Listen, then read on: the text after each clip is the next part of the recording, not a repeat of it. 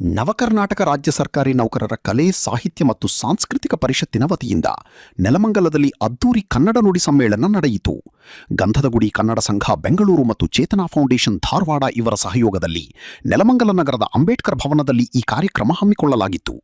ಕಾರ್ಯಕ್ರಮದ ಪ್ರಮುಖ ಆಕರ್ಷಣೆಯಾಗಿದ್ದು ನಾಡಪ್ರಭು ಕೆಂಪೇಗೌಡ ರಾಷ್ಟ್ರೀಯ ಪ್ರಶಸ್ತಿ ಪ್ರದಾನ ಸಮಾರಂಭ. ಡಾಕ್ಟರ್ ಭೇರಿಯಾ ರಾಮ್ಕುಮಾರ್ ಅವರ ಅಧ್ಯಕ್ಷತೆಯಲ್ಲಿ ನಡೆದ ಈ ಸಮಾರಂಭದಲ್ಲಿ ವಿವಿಧ ಕ್ಷೇತ್ರಗಳಲ್ಲಿ ಸಾಧನೆ ಮಾಡಿದ 85 ಮಂದಿ ಸಾಧಕರಿಗೆ ಪ್ರಶಸ್ತಿ ಪ್ರದಾನ ಮಾಡಲಾಯಿತು. ಸಾಹಿತ್ಯ, ಕಲೆ, ಶಿಕ್ಷಣ, ಸಮಾಜ ಸೇವೆ ಸೇರಿದಂತೆ ಹಲವು ಕ್ಷೇತ್ರಗಳ ಸಾಧಕರನ್ನು ಗೌರವಿಸಲಾಯಿತು.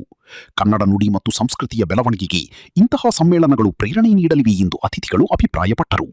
ಗಂಧದಗುಡಿ ಕನ್ನಡ ಸಂಘ ಬೆಂಗಳೂರು, ಚೇತನಾ ಫೌಂಡೇಶನ್ ಧಾರವಾಡ, ಕರ್ನಾಟಕ ಸರ್ಕಾರಿ ನೌಕರರ ಕಲೆ, ಸಾಹಿತ್ಯ ಮತ್ತು ಸಾಂಸ್ಕೃತಿಕ ಪರಿಷತ್ ಉದ್ಘಾಟನೆ ನೆನಪಿನಂಗವಾಗಿ ಕನ್ನಡ ನುಡಿ ಸಮ್ಮೇಳನ, ಈ ಸಮ್ಮೇಳನವನ್ನು ಇಂದು ಮೈಸೂರಿನ ಡಾಕ್ಟರ್ ಭೈರಿಯಾ ರಾಮಕುಮಾರ್ ಅವರ ಸಮ್ಮೇಳನದ ಅಧ್ಯಕ್ಷತೆಯೊಂದಿಗೆ ಈ ಒಂದು ಸಮಾರಂಭವನ್ನು ಏರ್ಪಡಿಸಲಾಗಿತ್ತು.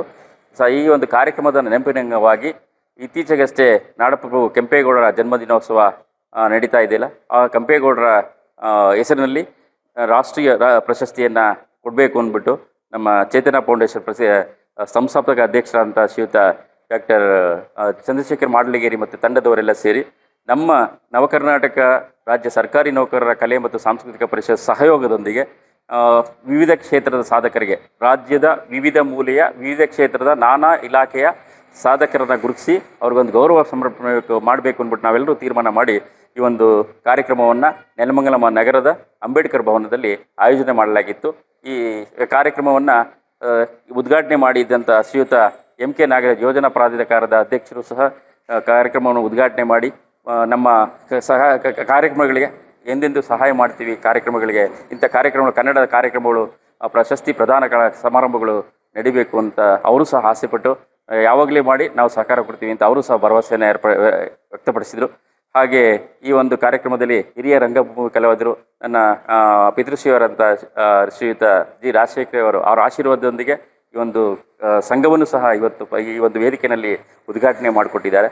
ಹಾಗೆ ಈ ಒಂದು ಕಾರ್ಯಕ್ರಮದಲ್ಲಿ ನಾನಾ ಜಿಲ್ಲೆಯ ಅನೇಕ ಸಾಧಕರನ್ನು ಗುರುತಿಸಿ ಈ ಕೆಂಪೇಗೌಡ ಪ್ರಶಸ್ತಿಯನ್ನು ನೀಡಿರ್ತಕ್ಕಂಥದ್ದು ತುಂಬ ಶ್ಲಾಘನೀಯವಾದದ್ದು, ಅಭಿನಂದನಾರ್ಹವಾದದ್ದು ಅಂತ ಎಲ್ಲರೂ ಸಂತೋಷವನ್ನು ವ್ಯಕ್ತಪಡಿಸಿ ಈ ಕಾರ್ಯಕ್ರಮಕ್ಕೆ ಮೆರುಗನ್ನು ನೀಡಿ ಹೋಗಿರ್ತಾರೆ.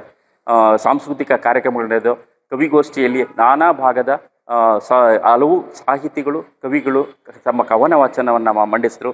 ವಿವಿಧ ವಿಚಾರ ಮಂಡನೆ, ಸಂವಾದ ಕಾರ್ಯಕ್ರಮಗಳು ಭಾಳ ಅದ್ದೂರಿಯಾಗಿ ನಡೀತಿದೆ ಸರ್. ಈ ಬೆಂಗಳೂರು ನಗರಕ್ಕೆ ಹತ್ತಿರ ಆಗಿರ್ತಕ್ಕಂಥ ನಮ್ಮ ನೆಲಮಂಗಲದಲ್ಲಿ ಇಲ್ಲಿ ನಾನಾ ಭಾಷೆಯ ಜನಾಂಗದವರು, ನಾನಾ ಜಿಲ್ಲೆ, ನಾನಾ ರಾಜ್ಯದ ಜನರು ನೆಲೆಸಿರ್ತಕ್ಕಂಥದ್ದು. ಇಲ್ಲಿ ಕನ್ನಡ ಅಳಿವಿನಂಚಿನಲ್ಲಿ ಆಗ್ತಾ ಇದೆ ಅನ್ನೋ ಒಂದು ಭಾವನೆ.